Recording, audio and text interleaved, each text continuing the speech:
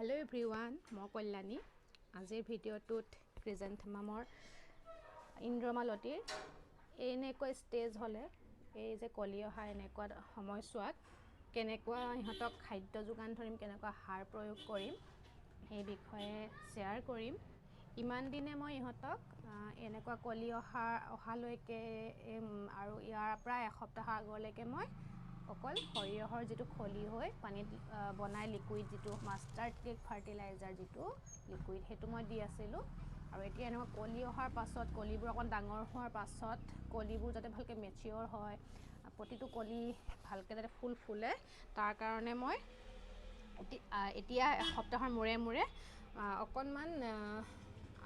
অকন বেলেগকে liquid fertiliser দিম অকন বেলেগকে বনাই দিম আৰু এই সময়ছোৱাত আপোনালোকে শুকান হাৰৰ গুৰি বা মই ইয়াৰ আগতে 15 দিনৰ মূৰে শুকান গোবৰো দি আছিলো গোবৰ নাইবা কেঁচু সাৰো দিছিলো মাজে মাজে এমঠিকে আৰু লিকুইড মাষ্টাৰ্ড কেক টো দিছিলো আৰু এতিয়া এনেকুৱা সময়ছোৱাত আপোনালোকে শুকান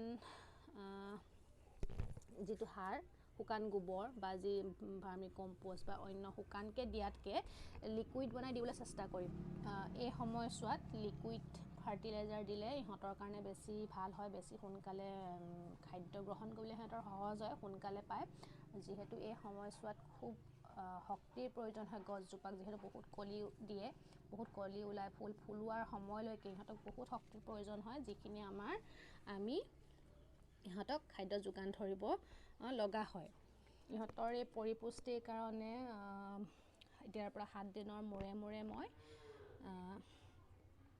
লিকুইড বনাই দেখুৱাম লিকুইড যেটো দিম হেয়া যোগান ধৰিম 7 দিনৰ মূৰে মূৰে আৰু যদি আপোনালোকৰ গছবোৰ ইয়াতকে বহুত ডাঙৰো হয় যদি বহুত বেছি ডাঙৰ হৈছে গছবিলাক তেতিয়া হলে আপোনাৰ 4-5 দিনৰ মূৰে মূৰে দিব আৰু মোৰ গছবিলাক বহুত বেছি ডাঙৰ নহয় যেহেতু এইকেইটা সৰু সৰু টাবত আছে এইকেইটা আৰু এইফালে থকাখিনি আপোনালোকে মন কৰিছে এইখিনি ডাঙৰ হৈছে পাৰিলে মই ইহঁতক 5 দিনৰ 4-5 দিনৰ মূৰে মূৰে দিবলৈ চেষ্টা কৰিম এই কিজোপা ডাঙৰ হৈছে আৰু সৰু কিজোপাক আপোনালোকে সপ্তাহৰ মূৰতো দিব পাৰে আৰু যিসকলৰ কলিবিলাক একদমেই সৰু হৈ আছে নতুনকৈ ওলাবলৈ ষ্টাৰ্ট কৰিছেহে এতিয়া মোৰ তেনেকুৱা আছে দুজোপামান তেনেকুৱা মোৰ বিশেষ নাই প্ৰায় কলিবোৰ একেবাৰে সৰু যিবোৰ নতুনকৈ কলি ওলাইছে যিসকলৰ তেওঁলোকে কেৱল সৰিয়হৰ খলি হয়তো দিলেও হ'ব এতিয়া যেটো বনাইছো হেতু দিব পাৰে কোনো অপকাৰ নহয় আৰু যদিহে একেবাৰে সৰু কলি হৈ আছে আপোনালোকে অকল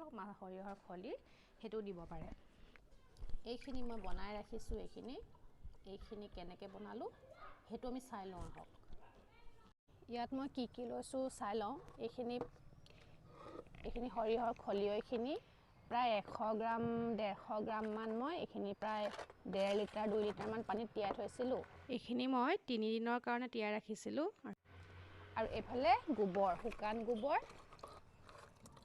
গোবৰ তিয়াই থৈছিলো হেনেকে 100 গ্ৰাম মান জোখত তিয়াই থৈছিলো আৰু এই দুইখিনি মিলাম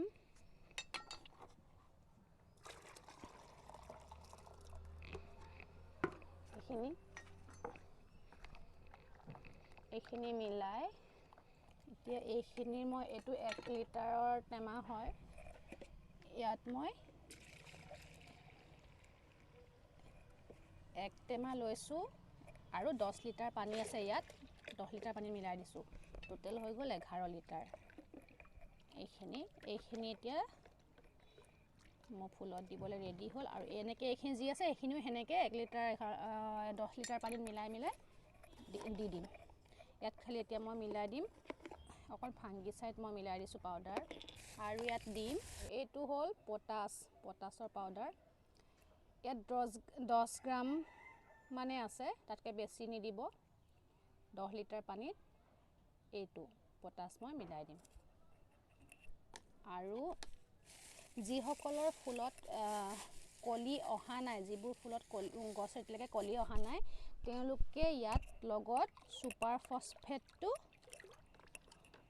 10 গ্ৰাম মিলাই পটাছটো 5 গ্ৰাম কৰি দিব যিসকলৰ ফুল এতিয়ালৈকে কলি অহা নাই সেইসকলক কৈছো পটাছটো 5 গ্ৰাম কৰি দিব আৰু সুপাৰ ফসফেটটো 10 গ্ৰাম কৰি মিলাই এনেকে দি দিব মই ছুপাৰ ফছফেটটো আজি দিয়া নাইও মোৰ ওচৰত, আৰু মোৰ অৱশ্যে ফুলবিলাক সকলো কলি আহিছেই, সেইকাৰণে মই সেইটো আজি দিয়া নাই। থাকিলে দি দিলোঁ হয় অকণমান। এতিয়া মই এইখিনি মিলাই 10 মিনিটমান ৰাখি থ'ম। এই পটাছৰ যিখিনি পটাছ পাউডাৰটো ভালকৈ পানীত যাতে ডিজল্ভ হৈ যায়, ভালকৈ মিলি যায়, তাৰ কাৰণে ৰাখি থ'ম। আৰু আপোনালোকে প্ৰায় 1 ঘণ্টামানো ৰাখি থ'ব পাৰে, একো নাই। ৰাখি থৈ মেলি ধুনীয়াকৈ দি দিব পাৰিব। মই এতিয়া আজি দিম, সেইকাৰণে 15-20 মিনিটৰ ভিতৰত আৰু 10-15-20 মিনিট যিমানখিনি সময় পাৰোঁ ৰাখি দি দিম ফুলত। এইখিনি দেখিছেনে, মাজে মাজে লগালগ নিদিব, এতিয়া পটাছ পাউডাৰখিনিৰ মাজে মাজে হেৰি এনেকৈ মিলি আছে, ওলাই আছে মাজে মাজে, সেইখিনি সম্পূৰ্ণভাৱে পানীত মিলি যাবলৈ দিব, সময় দিব। এইবোৰ দেখিছে নহয়, এনেকুৱা হৈ আছে। সেইখিনি হেৰি হ'বলৈ 15-20 মিনিট সময় লাগেই, অকণমান বেছি সময় থ'লে বেছিয়ে ভাল। এইখিনি ৰাখি থৈছোঁ। এতিয়া মই এনেকৈ মই দি যাম প্ৰতিজোপা গছত। ডাঙৰ টাব হ'লে প্ৰায় মই 200 ml মানকৈ, আৰু সৰু টাববিলাকত 100 ml দি যাম। আৰু আপোনালোকে মন কৰিব, আৰু এনেকৈ দিলে যিকোনো সাৰ বা লিকুইড সাৰ বিশেষকৈ দিলে আপোনালোকে ফুল গছবিলাকত এদিনৰ আগত বা 2 দিন পানী নিদিব, মাটিটো শুকুৱাই ৰাখিব। তেতিয়া গছজোপাই সহজে খাদ্যবোৰ ল'বলৈ সুবিধা হয়। আৰু যিকোনো সাৰ লিকুইড হওক বা ড্ৰাই হওক, সদায় মৰ্ণিং আগবেলা ভিতৰত দিবলৈ চেষ্টা কৰিব, কাৰণ ৰাতিপুৱা বেলা দিলে ভাল হয়। আৰু লগতে কৈ থওঁ, যিবোৰ পোক পৰুৱা মৰা দৰৱ ইনছেক্টিচাইড, সেইবোৰ সদায় সন্ধিয়া সময়ত আপোনালোকে স্প্ৰে কৰিব, মাৰিব, গছত দিব। আৰু এইকেইজোপা চাওক, এনেকুৱা যেতিয়া হ'ব, ফুলবোৰ এনেকৈ ফাটিব, কলি যেতিয়াই ফাটিবলৈ ষ্টাৰ্ট কৰিব, তেতিয়াই মই সাৰ দিয়া বন্ধ কৰি দিওঁ। তেতিয়া সাৰবোৰ আপোনালোকেও বন্ধ কৰি দিব।